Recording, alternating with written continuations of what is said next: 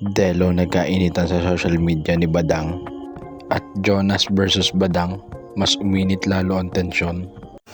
Pero bago yan, huwag niyong kakalimutang mag-like and subscribe sa video na to para sa marami pang video. Maraming salamat. Kamakailan nga ay nagsagutan ang MC na si Jonas at Badang.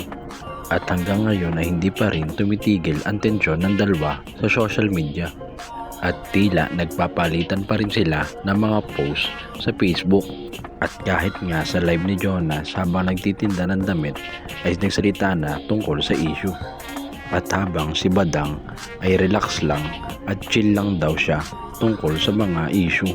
Ako sa inyo, mag-relax lang kayo, masyado kayo mainit.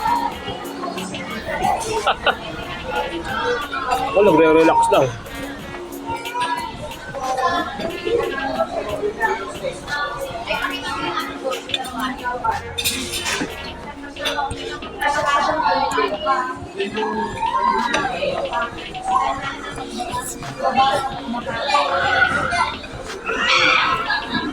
Alalo. Ay, pizza oh. Ang sarap, thin crust. Diba? Pag every Sunday, ganito ang buhay. Dapat masaya lang.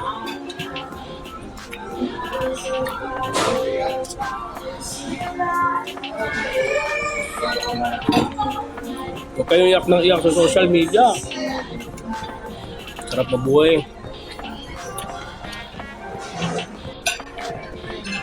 Kaya kayo, kayo mapipi ko, masarap buhay natin, no? Diba? Enjoy nyo lang ang buhay nyo, kaya lagi magagalit. Mamaya, high blooding kayo.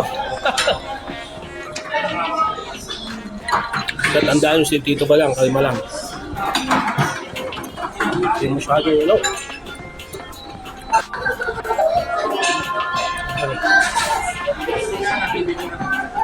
Ano, masaya buhay namin, no? At si Tito Badang, laging chillax na. Ito tandaan nyo, every Sunday, nanginingil tayo para sa pamilya. Diba? Kaya kayo enjoy lang kayo.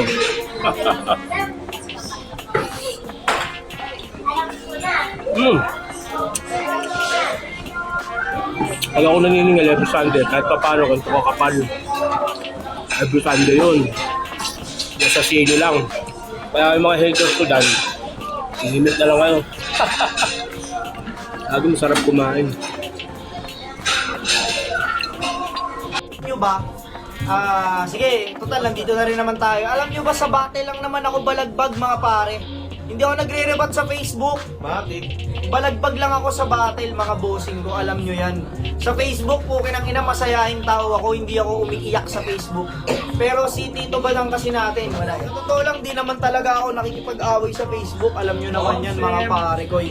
Ano lang talaga, syempre kasi bilang asawa or bilang lalaki, syempre mahal natin mga misis natin, mga pare ko, alam nyo yan. Iba ako sa stage, kupal ako sa stage, pero sa totoong buhay or sa Facebook, mga pare, hindi ako mahilig makipag-away. Syempre kasi iba na yung rebat niya, pare, sa Facebook na yung rebat kasi ni Tito Badang iba na Tapos ang niribatan niya yung misis ko, hindi ako. Sana kung ako na lang inasar niya, hindi. Ang niribatan niya kasi, pare, misis ko.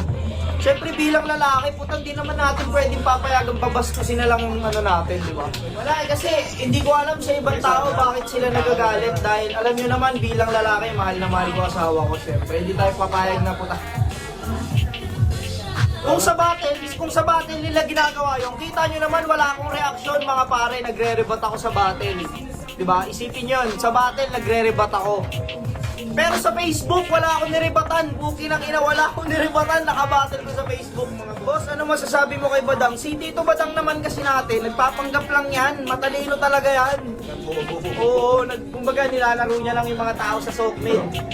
Pero kung sa totoong buhay, matalino talaga si Tito Badang.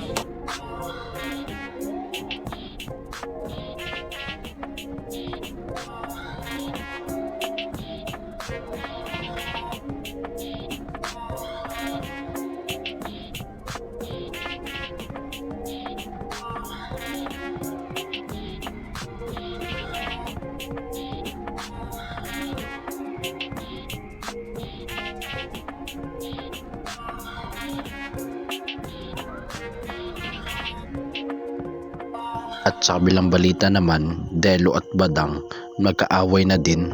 Pagkatapos nga ng issue ni Jonas at Badang ay tila sumali na rin si Delo sa usapin. At may post pa nga si Delo na parang inaasar pa si Badang at tila ang MC na si Badang ay napikon.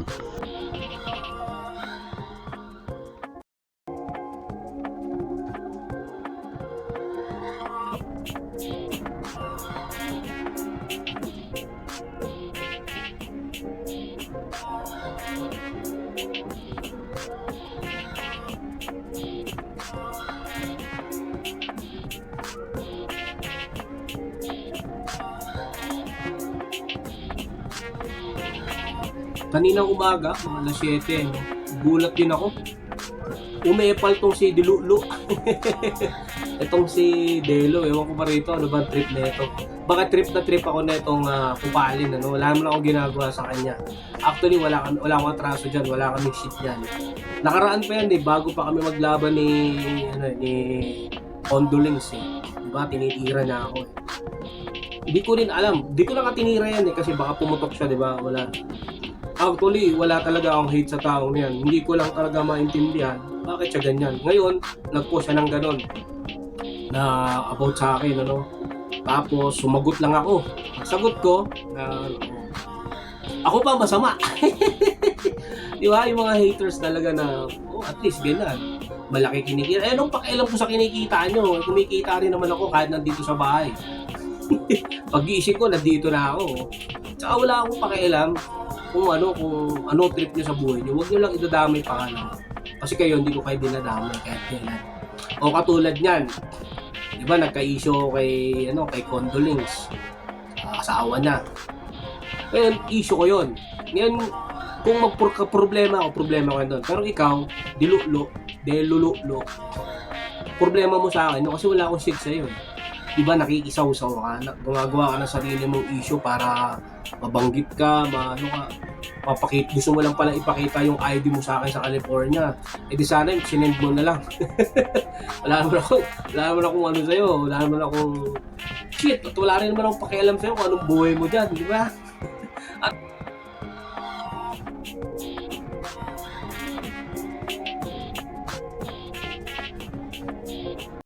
Kayo mga tol, ano masasabi nyo? Paki-comment below naman mga opinion nyo. At huwag nyo kakalimutan mag-subscribe at mag-hit ng notification bell para sa maraming video. Maraming salamat!